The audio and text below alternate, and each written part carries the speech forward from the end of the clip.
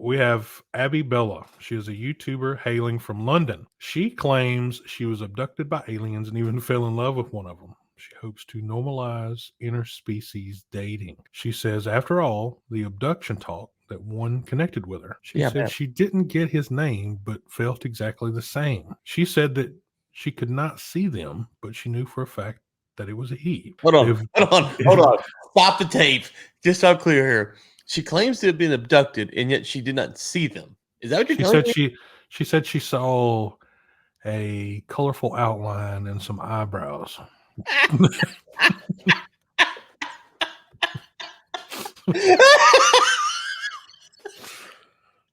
Oh. If you can't see anyone, how do you know it was a he? Did he talk like Charlton Heston? He talked like Morgan Freeman? I mean, he talked like the guy from Progressive? I mean, how did you know he was a he? The event lasted some 20 minutes, and Bella begrudgingly came back to Earth. She begrudgingly? She wanted to stay, man. She sounds like she wanted to stay. So Abby, if you want to come on the show, we'll take you on the show and we'll talk about your alien abduction.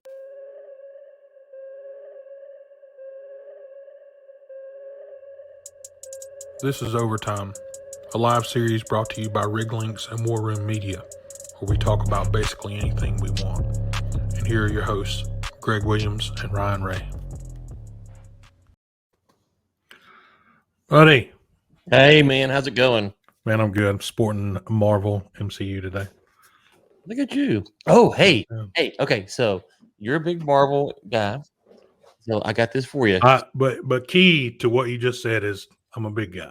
So, yeah. Big and guy. Yeah, I got that sentence right. Hey, where's the hat? I thought we were in the hat club together. What happened? It's actually right here, but I figured I always sport so much Lynx gear that, it kind of waters down the video. So for the brand, man. A little bit different. For the brand. You got to get the brand out there. Here we go. Whoop, it's right there in the background. Everybody's good to go. So you're a big Marvel guy, right? Yeah. Huge. I interviewed Charles Soule yesterday. He's coming on Inside the War Room. He's written a bunch of the Marvel comics. Charles Soule. I'll have to look him up. Yeah, and he also released one of the new books, Star Wars: Light of the Jedi. But he's written the Vader comics. Oops, sorry about that. He's written the Vader comics. It's Soule with the E, Soule. We're getting all kinds of updates now. This is fantastic. We were talking offline. If something doesn't go wrong, we just presume that something's wrong. Well, all the time. Something's going wrong, so everything's normal. That's what that means. Let me just turn that off here real quick. You can still hear me, right? Yeah, everything's good. Okay, so the new book, Light of the Jedi, which is a New York Times bestseller. Then he's written a Boba Fett comic book series, Darth Vader, Swamp Thing, X-Men, Obi-Wan Kenobi, Kylo Ren. So when we make it to the New York Times bestseller list, which we will, but we have, but do we? Daredevil. I have to ask: Do we care if we're actually on the New York Times bestseller list? I mean, I don't know. Listen. What's the go-to here? What's the kind of bar that we're looking for? Listen, if I'm not going to turn it down, okay, of course not. I'm not going to turn it down. So, it'd be like, look, Ryan made it on the New York Times bestseller list. Listen, if I get it, I'm going to have a shirt. It says New York Times bestseller. Holler at your boy, okay? That's holler at your boy. Holler at your boy. That's what it's going to be saying. So don't be confused here, but don't let the facts. Yeah, don't the facts. But yes, no. Yeah, I think the goal is to make money. But if you can also get on the New York Times bestseller list, why not? And so anyway, so you brought that up. Inside the War Room, check that out. We don't talk a whole lot about in depth, but about authors, writing, how he gets his stuff. Anyway, so I thought it was a good interview. It comes out probably later this week. I haven't picked a release date, but for people that write, it's good to pick other authors' brains. Especially where they were coming from and what inspired them to actually write the book. You and I, we've talked about both of our books in depth previously, but and where we came from to kind of got the inspiration for what we've done. So yeah, it's good to know that. Yeah. Oh yeah. Yeah. And definitely gotta check that one out. He told me at the end, he's got a comic book series called Undiscovered Country, and it's set where the U.S. has closed its borders and locked everyone in for 30 years. and they open back up, and that's kind of the premise of the comic book. So I'm not a huge comic book person, but that kind of sounds like an interesting concept. So I might check that out. Imagine the U.S. locking it down just completely. Yeah, well, I mean, no. We can't even keep a border sorted out. I don't know if we'd ever be able to keep it locked completely down. Hey, everybody. Welcome to the show. This is, let's see, what is this? This is episode 22. Yeah, so we're moving right along with it. So without further ado, let's get our rundown up there and get started. I always like to show this rundown. Well, sometimes we have different rundowns up there, and as far as what we show, but I always appreciate this one because of Ryan's sideburns in this one. So I do like it. But yeah, the Ryan, you want to tell a story about this photo here? Okay, so that photo, my kid's school had a fundraising event, and it's like Roaring 20s type thing. And so I didn't exactly have the Roaring 20s down, but that was kind of what I went for, which was super aggressive handlebar mustache and the goat. I had a cane. The cane I still have. Actually, the cane's right here. Hold on, I'll show you.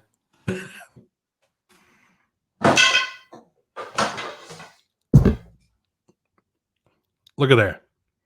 Ryan's roaring, was it 40s, 50s? Roaring 50s? What's that? I'm sorry, I had headphones out. Roaring 50s? What'd you say it was? It was supposed to be the Roaring 20s, and so I had a cane, the glass. Looks like it should pop a a little umbrella out of there, and No, I could, so it's one of those. Well, actually, ladies and gentlemen, it's one of those fancy feather dusters. He's just not pulling it out for you. Exactly. All right, so we'll talk about our oil prices.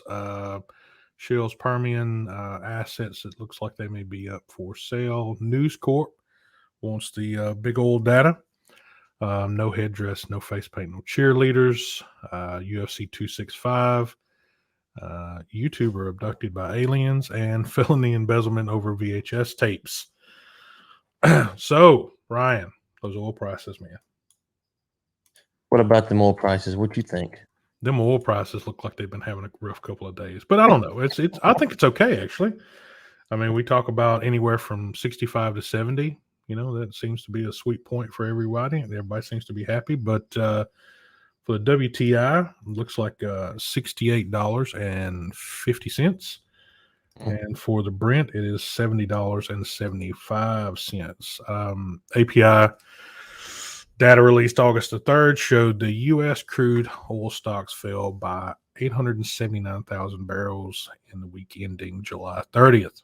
Looks like they were forecasting like 2.9, so they might have came up just a bit short. Just a bit short, yeah. But another thing to mention here is that it looks like we added on 330,000 jobs for private companies in July. But they also reported the anticipated growth to be about twice that amount. So just FYI, they fell short on the jobs report as well. But a couple of things there, Ryan. Looks like the mask mandates are back for Louisiana in all public areas. They are the only state showing tightening at the moment that I'm seeing. Other than that, the prices fell for a third day as of closing yesterday. Started was kind of because of the surplus build, negative economic reports, and worries about the Delta variant. What's your thoughts? My thought is on which one? On which one? Yeah. Well, I mean, my thought is the same. Is okay. Well, you kind of have conflicting data, right? And so we had the TSA put out that we had the highest foot traffic since 2019. Now we're not getting the long international flights, which is part of which would help demand more. Right. We are having people who are willing to go and fly, and so I do think that we need to, whatever your views are on COVID, there is the data, and the data right now seems to indicate today, at least, that people are willing to either suffer through the mask, or they believe the mask works, or they believe the vaccine works, or whatever. They're willing to get out and go and fly and do the things that they need to do. And that's part of getting demand back. And so, absolutely. And so that's as far as whatever that, why they're doing it, we don't necessarily know. They're doing it. We do know that, and so that's good for the future of demand and demand getting back. Beyond that, if they start, so the question then is, if the government comes with more and more mask mandates in public areas and whatnot, how does that translate? So it's one thing to say, I'm gonna go to the airport, I'm gonna fly 3 hours, and I'm gonna get off and take the mask off. It's another thing to say that you're gonna live your life in public with a mask on 8 hours a day. I don't know if people will do that or not, right? So where we're at, sorry about that. where we're, I've hit all kinds of buttons there. It's a great morning this morning. Yeah, where we're at, people are willing to work around the mask and in the current mandates. If they become more cumbersome, we don't know if that will stay. That's the unanswered question. So, and you have New York with the vaccine passport stuff and what they're doing. We'll see. So I saw where France pushed back big time yesterday. So it looks like they had they pulled back that health card. What is it? What are they saying now? Yeah, I can't remember what they call it in France, but yeah, where you go, basically your ability to get out and move.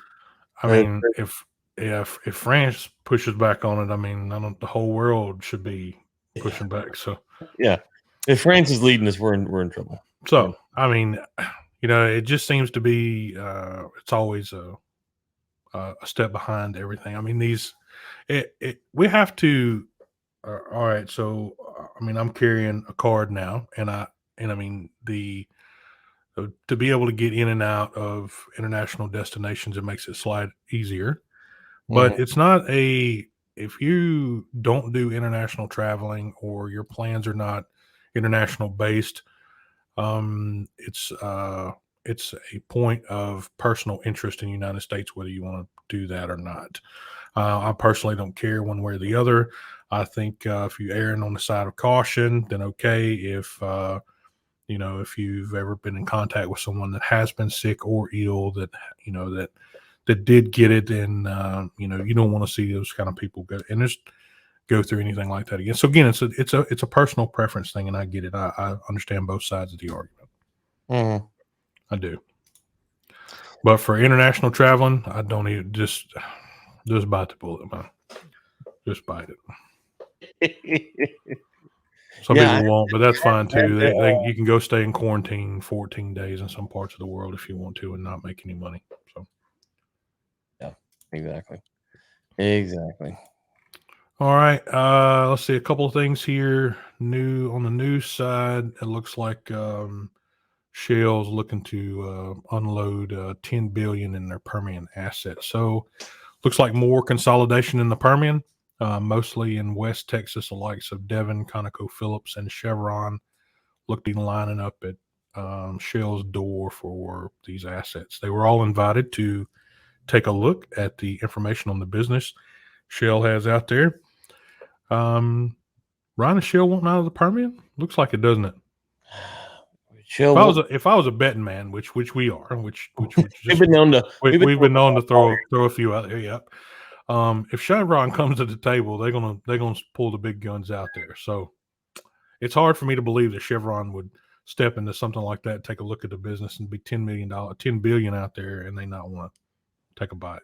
So, yeah, why didn't you buy it last year when prices were down low? That's exactly my point here. But on the windfall of all the Q2 performance for most of the companies and the share buybacks and right. I think basically every C-suite company out there right now is buying back stock. So if you're out there, and you want to make a quick buck, here's your time to do it. So, I mean, is this this may be a play on Shell's part to grab up some quick money while it's available? I mean, ConocoPhillips posted its highest profit since 2018.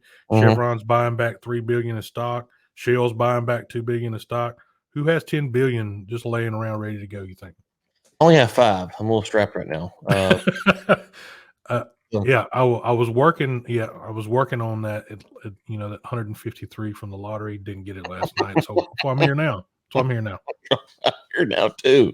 That's why I'm here now too. Exactly. Yeah, I don't know. So the share buybacks make you think that the majors, super majors, believe in the prices. That the price is good, the price is solid, that the economy's coming back, the supply demand stuff is there. that's what I tend to think. That's the signal there. And Shell, I'm not sure how committed Shell is to just um, being in every oil play in the world. So, what acreage do they have? Is it good acreage? A lot of questions I don't know the answer to, but Well, all of this stuff in the Permian and some of the other kind of developments and projects over the last 2 to 3 years has all had a wrench thrown up in it. mm, You know, mm, the with all of the renewable movements and green movements and just public pressure and even from stockholders and boards and everything else. So a lot of things are changing. And I mean, if Shell is wanting to make that move, personally, I think if they're going to do it now would be probably the best time because you don't know what's going to come around the corner here. So that's right. That's right. Well, no, I mean, I don't I mean, blame. if you get out too soon, Ryan, I mean, do you think that there's still tons of profit to be made in the Permian? Well, it depends on what the price of oil is going to do, right? So if oil goes to some of these doomsday predictions and it goes to 150, and I say doomsday because bad for everyone. Definitely bad. Okay, so if you look at that, well, then selling right now would be the worst thing you could do because you could make hand over fist. If Right. you go the other doomsday prediction and we've hit peak oil and we're going down to $40 oil, then this is the best time to sell.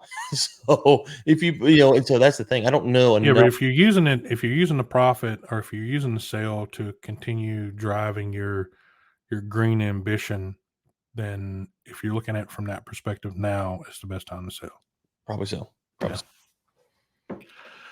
Next up is NewsCorp. Of course, they own the Wall Street Journal. Looks like they are wanting to get into some more of the big oil data. They have put up 1.15 billion on the table to acquire OPIS from S&P and IHS Market. Sale is expected to close in the fourth quarter. Ryan, info is power, and I'll be strictly honest here. I do not read any of News Corp's material. I have no ambition there and no want to do it. But do you think this is a play to kind of control some of the information we may see in the future coming from News Corp? I mean, why do they want it? What do you think?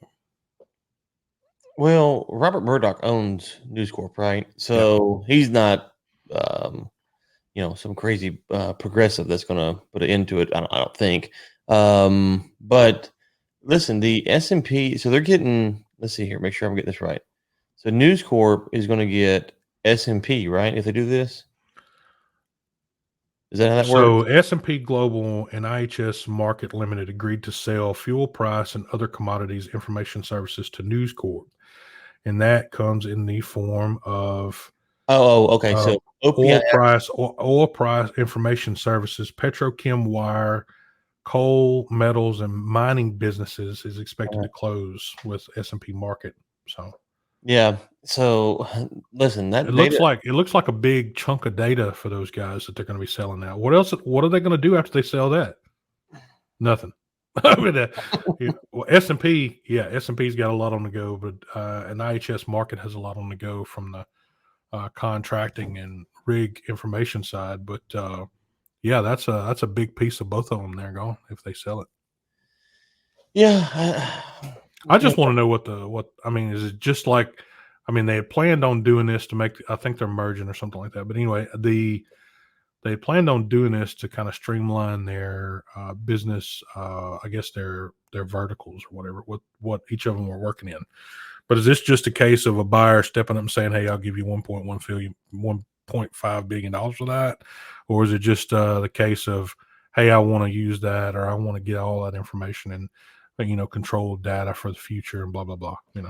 Mm, I It's mean, interesting. So I don't know what's going to come from it. so there. God, if you were to buy this, I mean, so it says that they were making 129 million in revenue. That's a lot of money just to buy and put on the sideline It there. is. So no, I think they're going to get it. And they're going to sell it. They're going to repackage it, and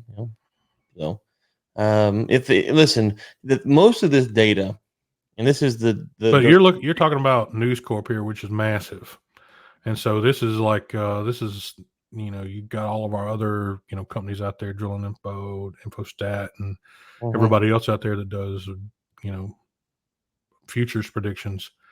And this would be the big one. This would be a big one, Well, right, but I mean, the thing about the data, distribution wise. right?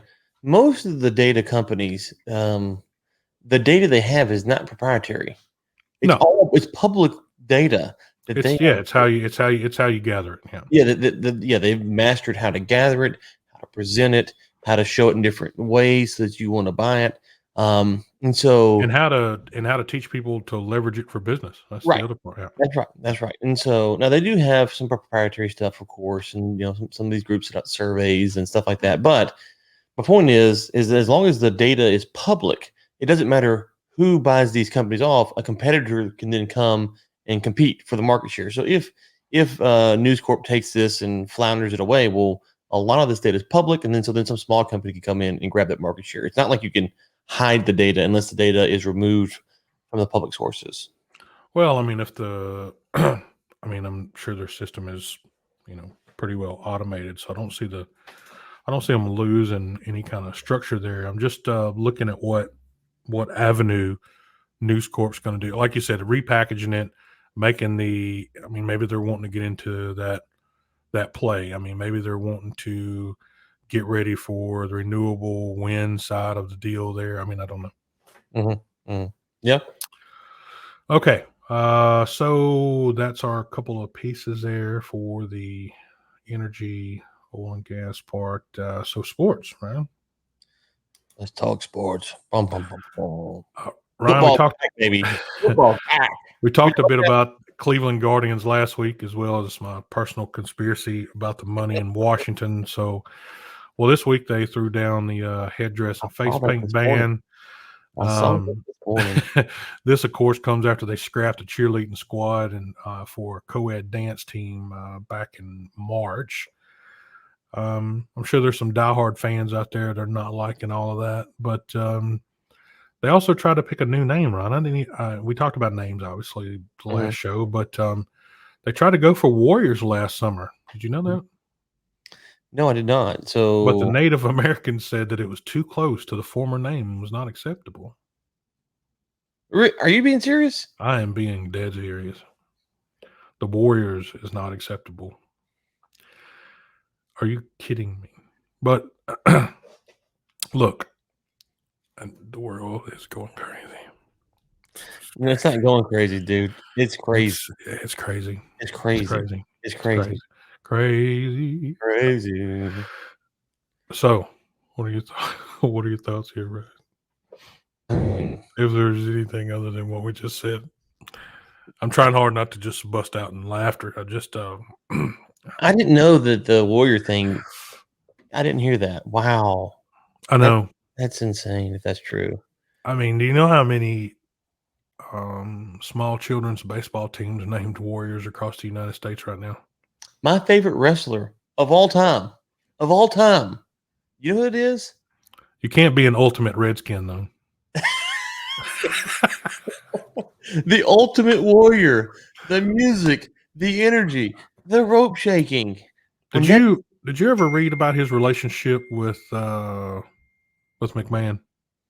Well, I know what happened at the end there. You're talking about when he got he asked for like what $5 million or something for that last event.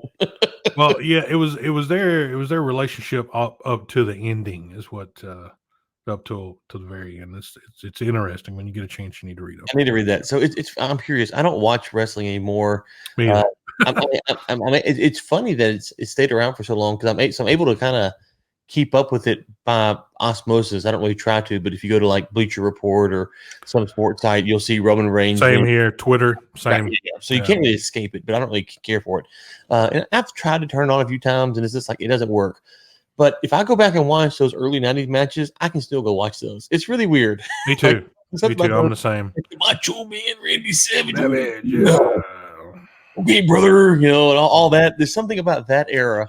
Now, I used to for me, it was Mean Gene, right? Mean Gene, yeah. So that's he kind of brought it all together. So I stopped watching wrestling probably 7th or 8th grade. I can't remember. And then was that?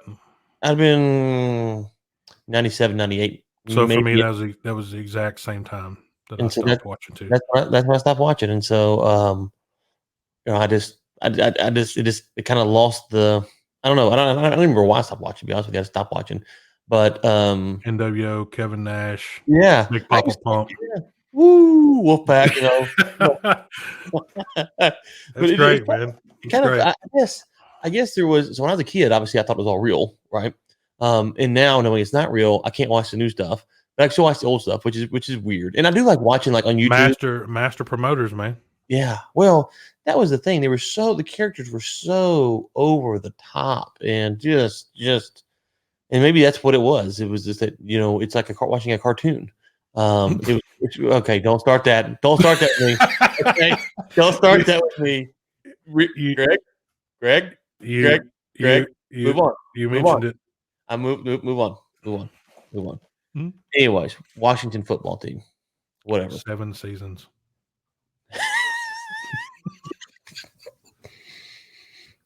Shut up. You're worse than Ben. UFC 265. Let's go. So, Ryan, I understand you're going to be in Houston for this. Yes, sir. I'm coming. 10th row seats, baby. Let's talk. I was going to ask you. So it sounds like good seats. Okay, so you got the floor seats, right? Yeah. And then you got the floor seats. I wouldn't buy a floor seat ticket anyway. So it's 10 rows up the stadium seat on the side. Yep. So nice. Yeah. Me and my oldest, so the whole family's coming down, but me and my oldest two are going. Sweet. We're standing right there, right in the corner at the Hilton Americana. So we're just gonna walk to the Toyota Center because I remember what you said about the Uber. Yes. I was like, I don't want to be stuck waiting for an Uber. Don't do that. We just stayed right there and just walk around the corner to the fight. The surge charges are unreal.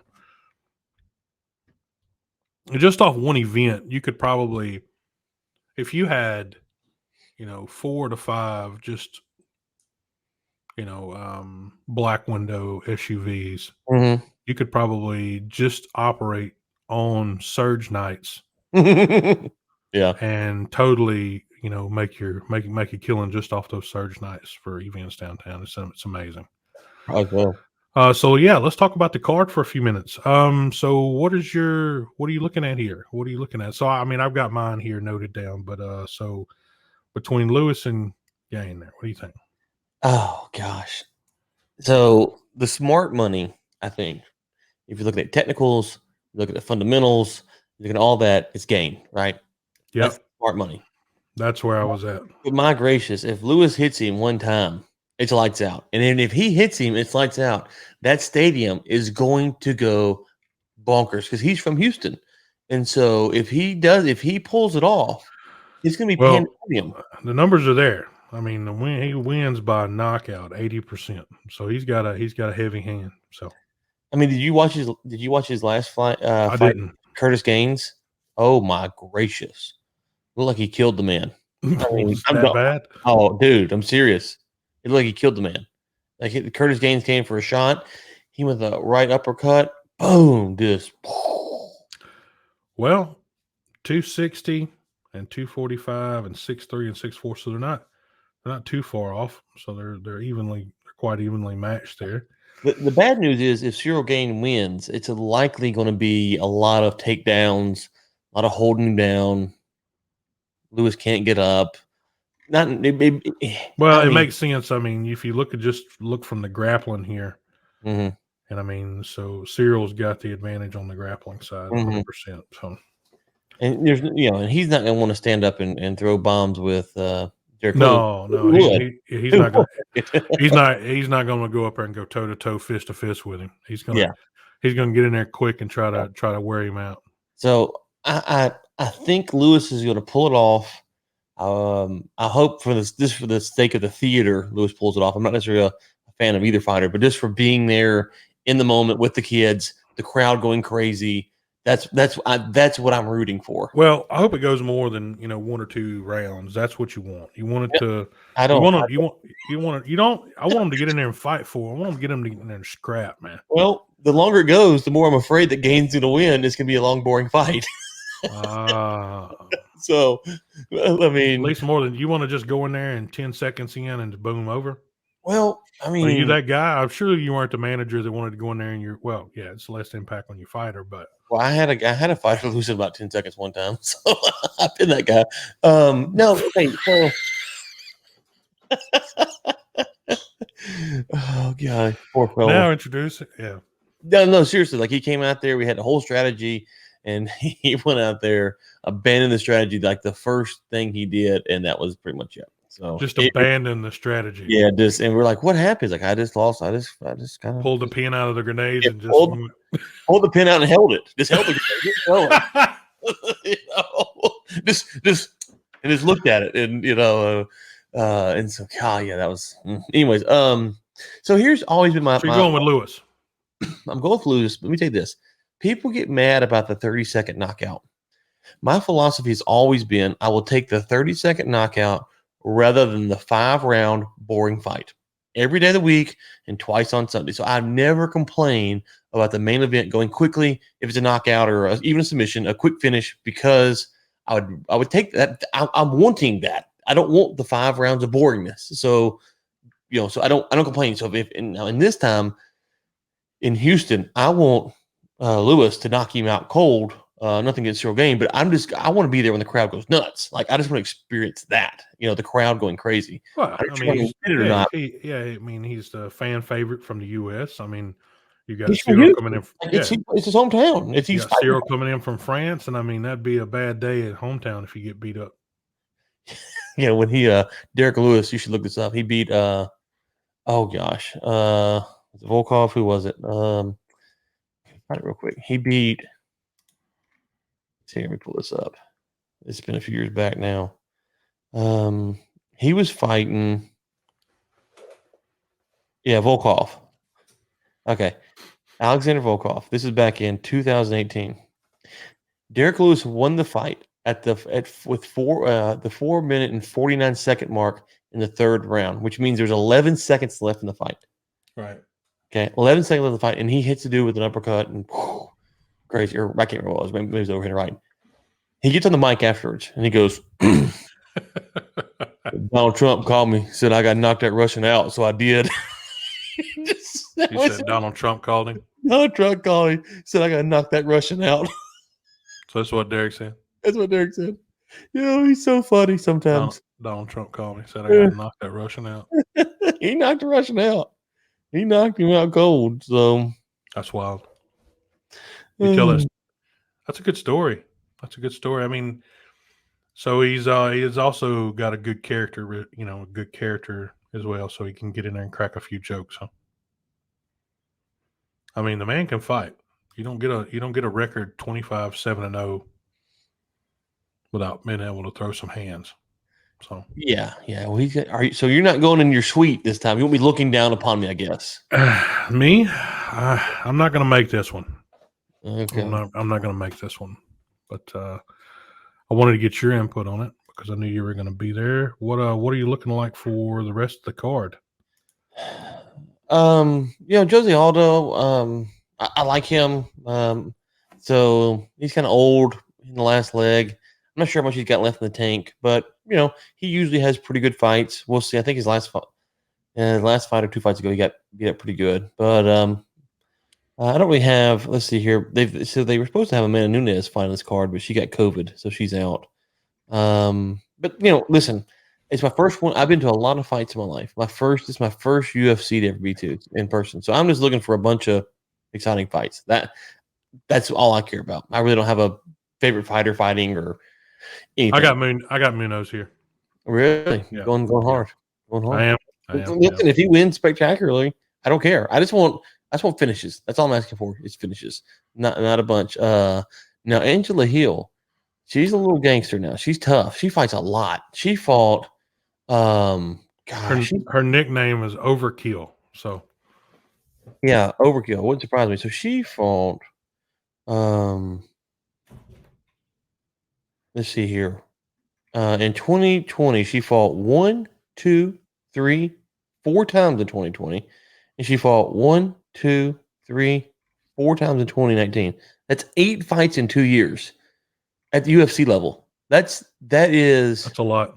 That's a lot. That is a That's lot. lot. So I have a lot of respect for her. So just tough. But And if you look at the numbers, they look pretty evenly matched, except for obviously the powerhouse here in the TKO section. But I mean, there's not a lot of difference here other than slight height advantage for Angela, but not. How old is Torres? I can't see the age. Does it have it on there? No. Okay. No ages here. Okay, because let's see here.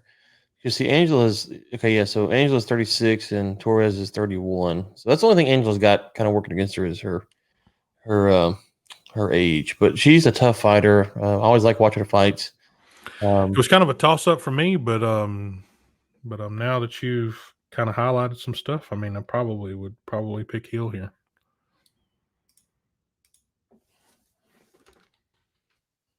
Bookie. Yeah, but say you can lay down the money, or you just talking? Maybe might lay down some money. I don't know yet, man. And the last one is these two fellas. The main card: Song Yadong and Casey Kinney. China and the U.S. Don't know anything about either guy, so I'll let you. I'll go with whoever you go with, or I'll go opposite of whoever you go with. How about that? So one of us will win, hopefully. I'm going with Yang Dong. All right, I'll take the American. And the only reason is the KO percentages and some of the other stuff in the he's got it on the grappling side. Kenny does, but it looks like our Chinese boy there, Song, got a pretty good fist. I don't know. We'll see. You'll be there, so you'll be able to go round by round live, man. I might. This might. I might. All right. Next one is pass along the message to the Houston mayor: do not put any mask mandates between now and Saturday. Wait till Sunday. Monday, but not between now and Saturday. What if they do it at the door on you? What are you going to do? Well, I don't have a mask. I mean, I have a mask, but I'm not bringing one unless they change.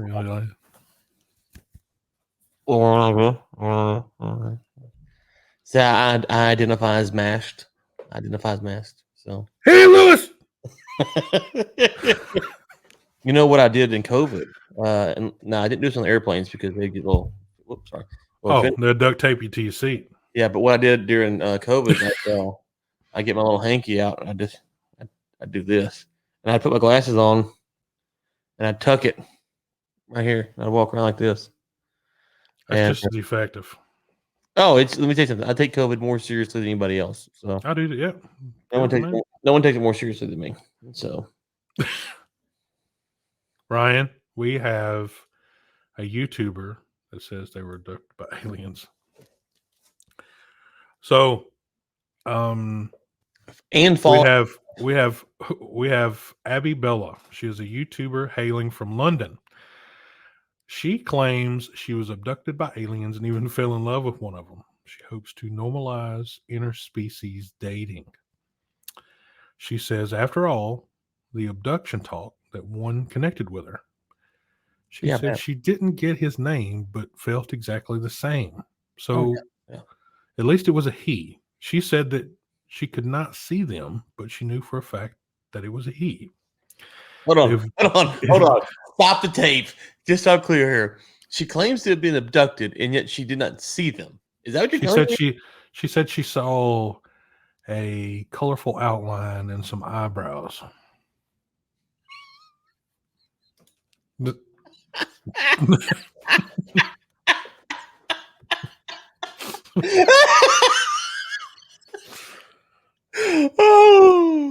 So Abby, if you want to come on the show, then we'll take you on the show and we'll talk about your alien abduction.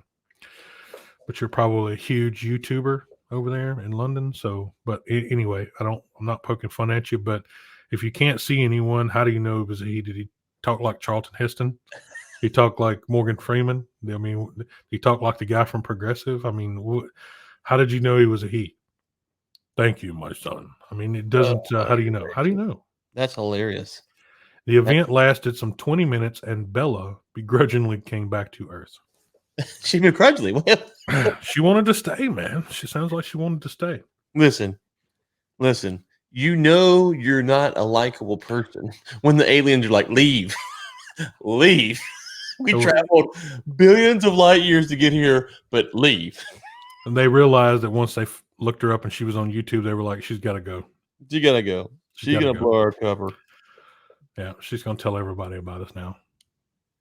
Oh gracious, that's Are you right? Are you writing down your neck? You're writing down to go check out, and you're gonna go bring Bella into the war room. Yeah, Do an interview with her. Alien abduction. exactly what I did. Yeah, it's great. It's great. It's great. Do it, man. That's hilarious. Next up, we have unreturned VHS tape turns into a felony embezzlement. Ryan, when you talk about things on a large scale, when you hear the words felony embezzlement, that's a big one. That's a big one. That's usually lock the door, throw away the key for 10 years. You get out maybe, you get out 7 early on, good faith. But felony embezzlement is no joke. So here we have Karen McBride. She's a 52-year-old lady here in Texas. She got married and needed to update some of her information. And like anyone else does, she sets out for the DMV, and they informed her that she had a slight issue. She was wanted for felony embezzlement. Turns out in 1999, someone rented a copy of Sabrina, the Teenage Witch, in her name from an Oklahoma video store called Movie Place. Now, the tape wasn't returned, so they filed felony embezzlement charges against her. The store where the VHS tape was rented from closed in 2008. The charges will be erased from her record, but she did go on to say that things started making sense on other parts of her life as she was being let go from jobs and because of background checks and other issues. So, ladies and gentlemen, just a quick one. If you have issues with your background check, don't wait for someone else to tell you that you have a problem. Just go get you one done on your own. They're very cheap.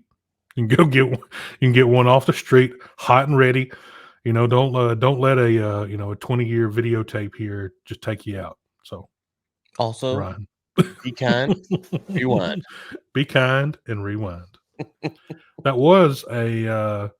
Oh, that was the deal, man. That's it, man. They used to have the super fast rewind deal. They'd put it in there and zzz, like hey, man, they charge like $10. The original VHS players didn't have a rewind. No, I know, but you remember they had the super fast little, and you could go to like you could buy, actually they used to sell them at Blockbuster, the rewind machines. Really? I didn't know that. Okay. They used to sell them like $20 at the and you could stick it in there, rewind it, boom, done, bring it back. And I mean, they used to sell all kind of vintage stuff in there. Well, I'm thinking vintage. I mean, I was it wasn't vintage then. It was. I mean, I had the first time I used a Blockbuster, I was in Atlanta, and so that would have been 1995, summer of 95. And of course, the Olympics was the following year. But that was that first time I ever had anything to do with Blockbuster, and I thought they were great. They definitely made some huge errors, but in their history and as a company, but they were perfectly posed to be Netflix and didn't jump on the bus. Sometimes you win in life, and sometimes you lose. Dude, felony embezzlement though. I mean, look, I'm going to call crap on this story. I mean, and also the other story with the YouTuber. But anyway, this one here is particularly crap because you got to have your license renewed every 10 years. So regardless. Yeah, I wondered about that. Regardless of where you're at and what you're doing, even if you get pulled over for a tail light being out and they run your plates and they run your license, they would have picked you up right there on the street. So that license has basically got your whole history. If you don't believe me, don't go get one and have a few fines on it and wait 10, 15 years to do it. Or just go rob a bank.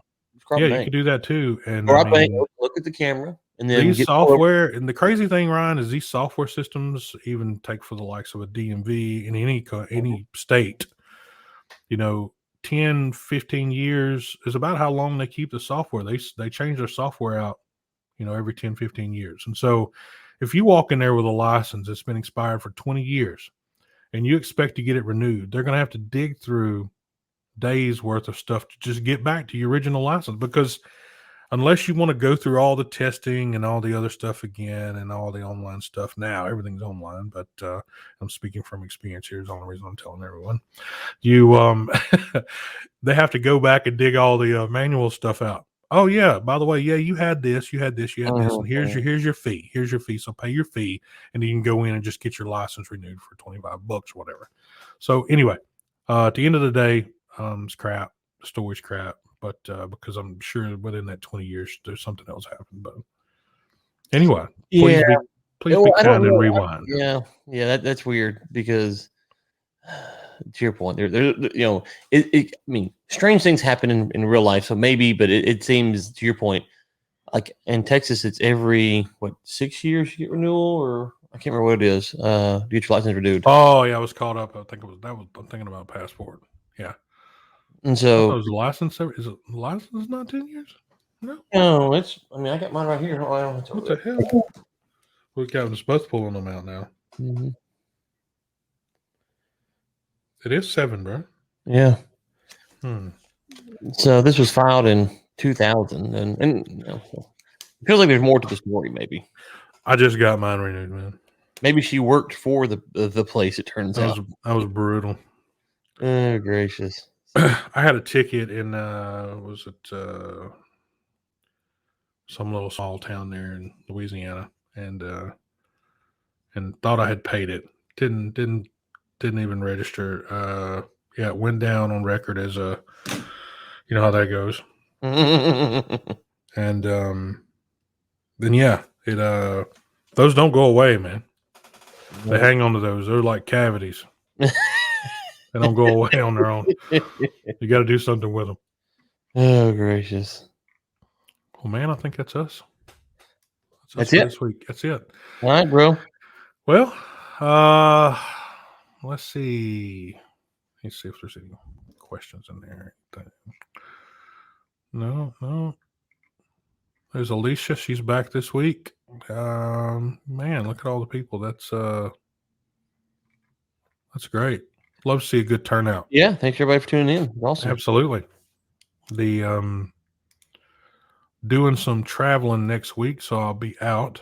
Okay. So we'll hopefully we can catch up the following week. But I'm Greg with Lynx, and that is Ryan with War Room Media. And sooner or later, I'm going to change that logo up there and that name for you, Ryan. Maybe before the next time. Just put Ryan Ray Senior up there. RyanRaySenior.com up there. RyanRaySenior.com. So thanks everybody for joining. We'll see you soon, and that's a wrap. You've been watching Overtime, a live series brought to you by Lynx and War Room Media. Your hosts have been Greg Williams and Ryan Ray. For sponsorship opportunities, send us an email at info@riglynx.com. Tune in next Thursday at 10 a.m. CST for another live episode.